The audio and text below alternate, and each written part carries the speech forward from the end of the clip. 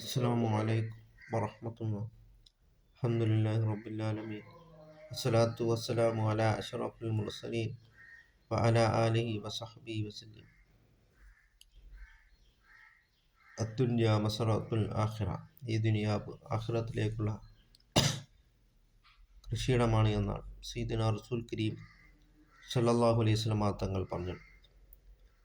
അതുകൊണ്ട് ഓരോ സെക്കൻഡ് സമയവും ഖബറിലേക്കുള്ളതാണ് എന്ന് നാം മനസ്സിലാക്കിക്കൊണ്ട് നാം പരലോകത്തേക്ക് വേണ്ടി നാം ധാരാളം ഇബാദത്തുകളും സൽക്കർമ്മങ്ങൾ കൊണ്ട് നാം മുന്നേറുവാൻ നാം ശ്രമിക്കുക. അത്തബസ്സുമുലി വജിഹി അഖീക സദഖ. നിന്റെ സഹോദരൻ്റെ മുഖത്ത് നോക്കി പുഞ്ചിരിക്കൽ സദക്കയാണ് എന്നാണ് സയ്യിദുനാ മുഹമ്മദ് റസൂലുള്ളാഹി സ്വല്ലല്ലാഹു അലൈഹി വസല്ലം തങ്ങൾ പറഞ്ഞിട്ടുള്ളത്.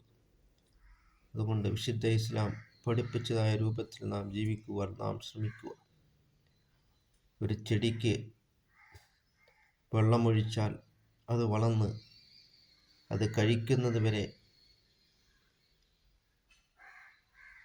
അതായത് ഏത് ജീവി കഴിച്ചാലും അത് അതിൻ്റെ പ്രതിഫലം അത് നട്ടവന് കിട്ടുന്നതാണ്.